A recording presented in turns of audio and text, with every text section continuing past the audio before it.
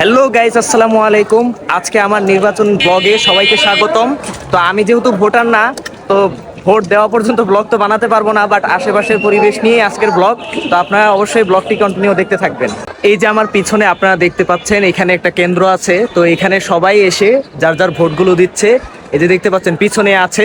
তো এতক্ষণ পর্যন্ত আমরা যতটুকু পরিবেশ দেখেছি স্বাভাবিক আছে, তারপর আপনাদেরকে একটু জুম করে দেখাই।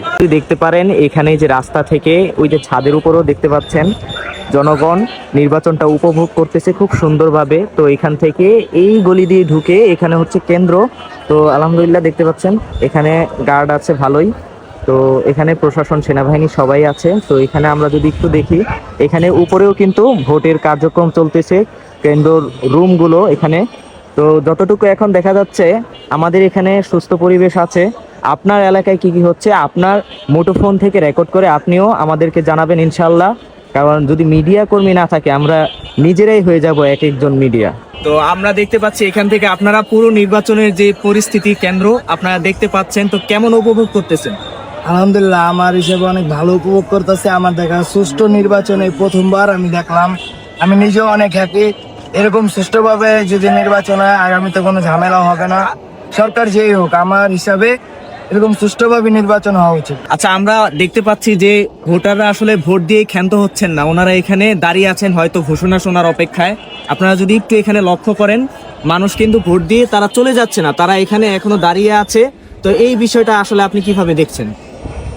এই বিষয়ে তো সবাই মনে একটা আনন্দ নিয়ে দাঁড়িয়ে আছে যে প্রথমবার এত সুন্দরভাবে নির্বাচন হলো, এত সুন্দর করে ভোট দিতে পারলো তারাও খুশি, আমরাও খুশি। তো ভোট কি আপনি নিরাপদে দিতে পারছেন? কেউ কোনো চাপ প্রয়োগ করছে কিনা? না না, এবার কোনো চাপ হয় না। আমি সুষ্ঠুভাবে ভোট দিয়ে আসছি, কোনো সমস্যা হয় না। একটা মার্কেটের ছাদে উঠে দেখাইতেছিলাম। তো এখন নিচে যাই, নিচে যাই, কিছু মানুষের সরাসরি সাক্ষাৎকার নেই, তারা আসলে ভোট দিতে পারতেছে কিনা বা কোনো সমস্যা হচ্ছে কিনা, তো এগুলো জিজ্ঞেস করি। তো ভোট দিতে গিয়ে কোনো সমস্যা না হয়েছে? কেউ চাপ দিয়েছে? না। কেউ কোনো বাধা প্রদান করেছে? না। আপনি সুন্দরভাবে ভোটটা দিতে পারছেন? সুন্দর সুষ্ঠুভাবে ইনশাল্লাহ ভোট দিয়েছি, কোনো সমস্যা হয় নাই।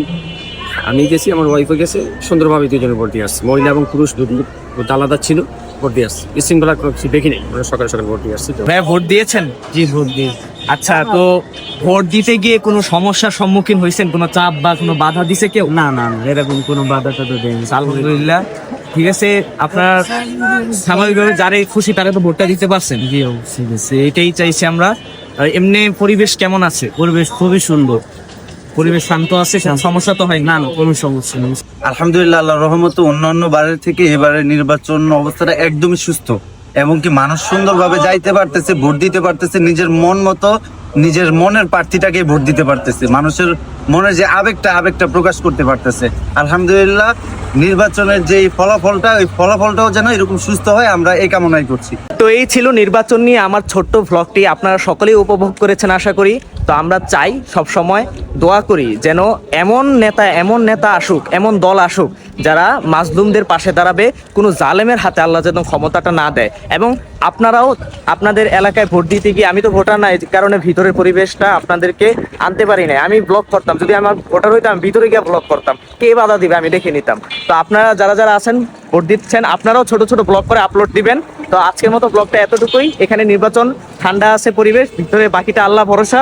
তো আমরা সবসময় চাইবো যেন এমন সরকার আসে যে জনগণের পাশে দাঁড়াবে, যে মাজলুমদের পাশে দাঁড়াবে, যে সব সময় অন্যায়ের প্রতিবাদ করবে এবং আধিপত্যবাদের বিরুদ্ধে লড়ে যাবে।